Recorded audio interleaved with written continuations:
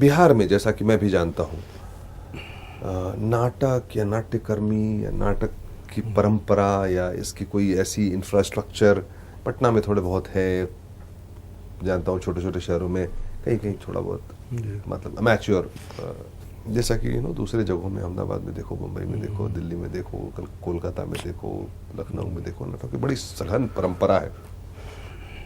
बड़े आप लकी थे कि आपके बकरी नाटक में जितने लोग अंदर जाते थे उतने बाहर रहते थे। इसमें क्या नज़र आता है आपको कि मतलब ये नहीं होने के बावजूद जो है वो काफ़ी है, या इसकी कमी महसूस होती है एक अंकल?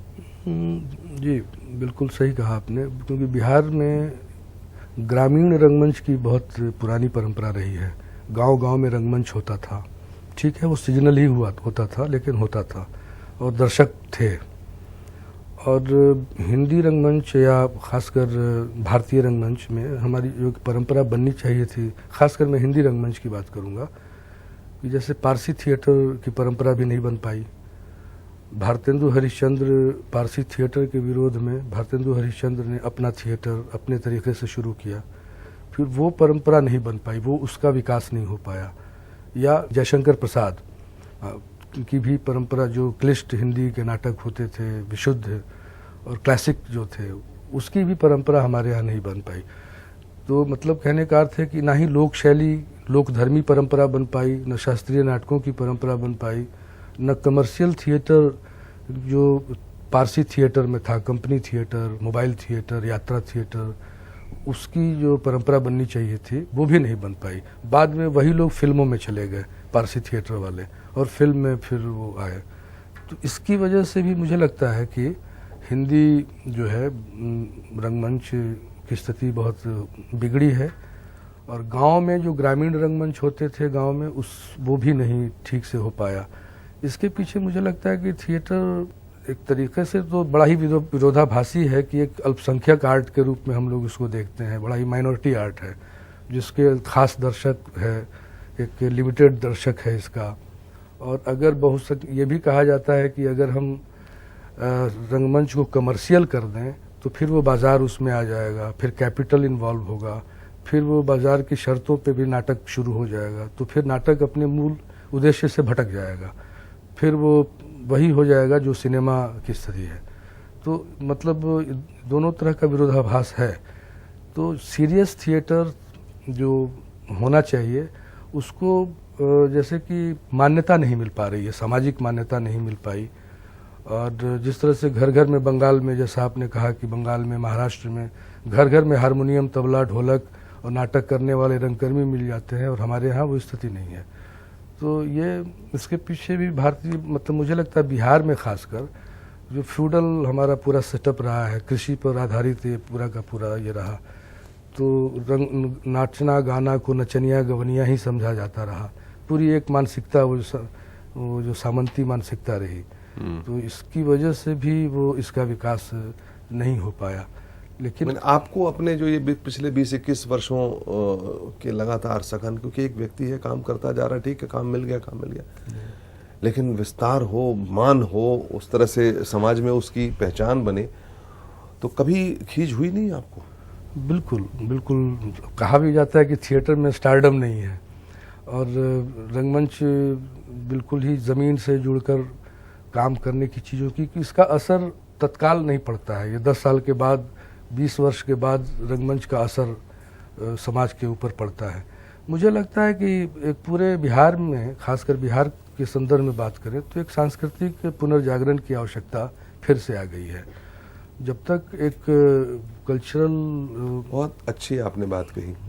मैं आपसे जानना चाहूँगा कि क्या आपको लगता है कि बदलते सामाजिक परिवेश में बिहार के संदर्भ में, हालांकि ऐसा ही समय आया है कि जबकि अब आप शायद यहाँ से मध्य प्रदेश जा रहे हैं और आपका काफ़ी समय मध्य प्रदेश के नाट्य विद्यालय की संरचना में लगेगा, क्योंकि शुरुआत आप वहाँ कर रहे हैं, जबकि बिहार में एक परिवेश जो है, सामाजिक परिवेश बदल रहा है। नाट्य का परिवेश क्या है मुझे उतना पता नहीं, आप ज़्यादा जानते हैं इसके बारे में, कि इस वक्त आप क्या देख रहे हैं बिहार में जो ये कलाधर्मिता है, इसके प्रति लोगों का रुझान, या प्रोफेशनलिज्म या इंफ्रास्ट्रक्चर की डेवलपमेंट वो आपको नज़र आ रही है? नहीं, अभी तक तो नज़र नहीं आ रही है। मतलब बिहार में बड़ा अच्छा है कि पहले से स्थितियाँ बदली हैं, लेकिन मुझे लगता है कि कंस्ट्रक्शन वर्क ज़्यादा हुए हैं, कंस्ट्रक्टिव वर्क कम हो रहे हैं।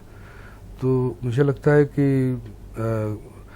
जिला स्तर पे, ब्लॉक स्तर पे, पंचायत के स्तर पे रंगशाला बनने चाहिए, नाट्य गृह बनने चाहिए, प्रेक्षागृह बनने चाहिए। गांव-गांव में छोटे छोटे प्लेटफॉर्म बनाकर स्पेस, परफॉर्मेंस का स्पेस क्रिएट किया जाना चाहिए। आप देखिए, जब भी कोई शहर की प्लानिंग होती है तो उसमें जब नगर बसाया जा रहा है, वहाँ पे पार्क के लिए तो स्पेस है, रहने के लिए स्पेस है, खेलने के लिए है, चलने के लिए है, दुकानों के लिए है, लेकिन प्रेक्षागृह या नाट्यगृह का कोई भी उनके इसमें ब्लूप्रिंट में नहीं है। तो मुझे लगता है कि सरकार के स्तर पे भी ज़रूरी है कि मतलब वो अपने एजेंडे में इसको शामिल करें।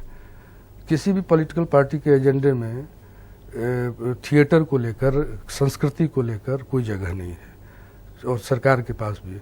संस्कृति मंत्रालय का हाल यह है कि वो फुटबॉल की तरह कभी टूरिज्म के पास जाता है, तो कभी वो युवा खेल के पास चला जाता है, तो कभी किसी के पास, कभी तो उसका अपना स्वतंत्र एक जो अस्तित्व होना चाहिए वह भी नहीं है। तो मुझे लगता है कि इसको एजेंडे में शामिल किया जाना चाहिए, शिक्षा से जोड़ना चाहिए, स्कूली बच्चों में मतलब रंगमंच की पढ़ाई हो, और जो लोग रंगमंच से निकल रहे हैं पास होकर, प्रशिक्षित होकर, उनको स्कूलों में मतलब जगह मिलनी चाहिए। जैसे आर्ट में है, पेंटिंग में है, या खेल में है, संगीत में है, हर जगह टीचर की बहाली होती है, प्रोफेसर्स की बहाली होती है। और आज तो मैं देखता हूँ कि बहुत तेरे आयाम है जहाँ की ये प्रोफेशनली आदमी इस चीज़ को, चाहे वो टेलीविज़न है, चाहे वो थिएटर है, चाहे वो इंटरनेट है, चाहे वो फिल्म है, रीजनल फिल्म है, ढेर सारे आयाम हैं जहाँ की मतलब प्रोफेशनली लोग इस चीज़ को अपना सकते हैं।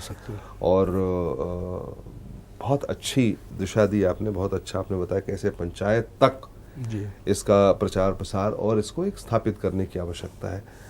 संजय, बहुत ही अच्छा लगा। मैं समझता हूँ कि हमारी और आपकी बातचीत फिर होती रहेगी, कई बार होगी। लंबी बातचीत। बहुत मज़ा आया आपसे मिल करके इतने सालों बाद, और आपका जो नया टास्क है मध्य प्रदेश में, उसके प्रति मेरी पूरी शुभकामनाएं। आपको पता है कि मध्य प्रदेश में भी मैं काम कर रहा हूँ अभी, और आपके यहाँ से ट्रेंड हुए बहुत सारे लोग मेरे काम आएंगे, और ईश्वर करे आपकी फिल्मों में काम करने की भी जो इच्छा थी, इच्छा थी, सपना था, वो पूरा हो।